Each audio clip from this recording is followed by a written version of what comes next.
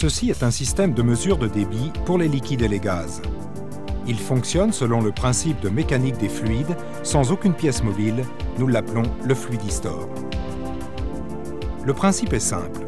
Lorsqu'un gaz ou un liquide débouchant d'un orifice s'écoule le long d'une paroi, une dépression se forme le long de celle-ci et le jet de fluide est dévié vers la paroi. Si l'on place une autre paroi à égale distance de l'orifice, l'équilibre est rétabli et le jet de fluide n'est pas dévié et s'écoule droit. Mais si l'on ménage un orifice dans la paroi de gauche, on recrée une dépression sur la paroi de droite et une surpression sur la paroi de gauche. Si l'on ménage un orifice dans la paroi de droite, l'équilibre est rétabli.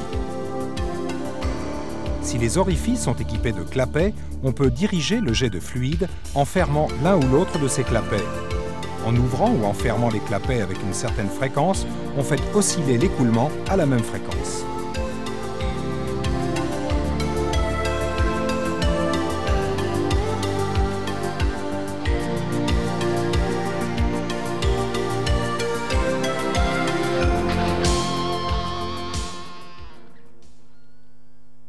Les différences de pression qui dévient le flux peuvent aussi être créées par l'interconnexion des deux orifices.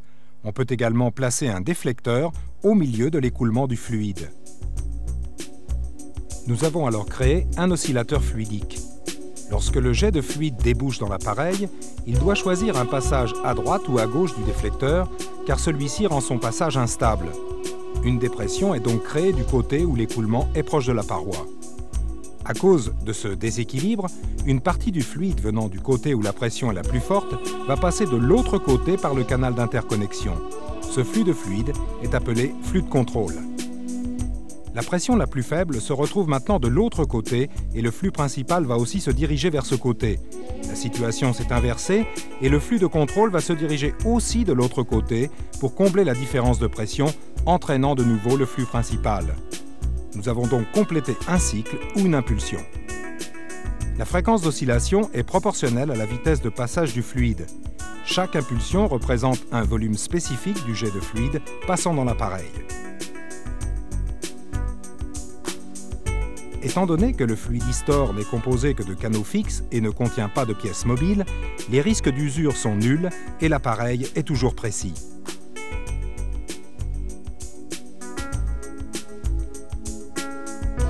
Derrière le déflecteur, on place dans un boîtier une bille creuse légère qui se déplace entre deux positions.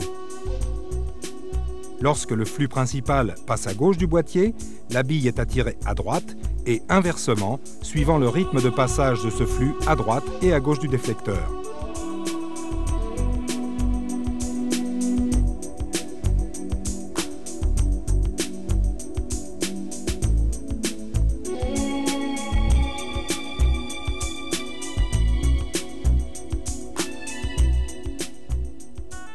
On peut faire mesurer les impulsions par un détecteur électronique qui enregistre les mouvements de la bille. Chaque fois que cette bille change de position, elle traverse un champ d'induction et on enregistre une impulsion. Ce système est utilisé pour les liquides.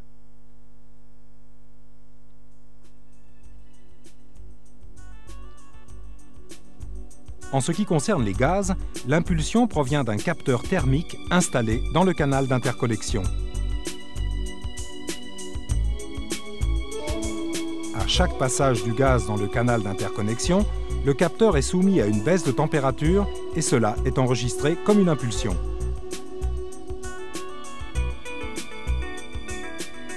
Le fluidistor mesure une fraction du flux principal qui est proportionnelle à l'ensemble de ce flux.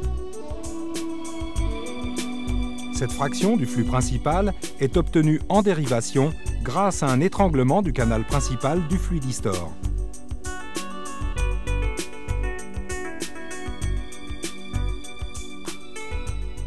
Il est facile de démonter l'appareil et l'on peut observer l'ingéniosité de l'oscillographe fluidique qui ne contient pas de pièces mobiles. La bille qui transmet les impulsions électroniques déclenchées par les différences de pression se trouve à l'extérieur de l'appareil lui-même. On peut donc convertir les impulsions en signaux détectables par un convertisseur. Il existe une gamme complète et très sophistiquée de convertisseurs de signaux Fluid Inventor, également disponibles en modèle antidéflagrant pour les environnements où les risques d'explosion sont importants. Les signaux convertis sont transmis à des convertisseurs qui peuvent afficher, enregistrer ou computer les débits, mais aussi commander directement des systèmes de régulation ou de contrôle de débit. Un principe simple qui a été développé de manière ingénieuse pour créer un instrument de mesure résistant et précis pour les liquides et les gaz.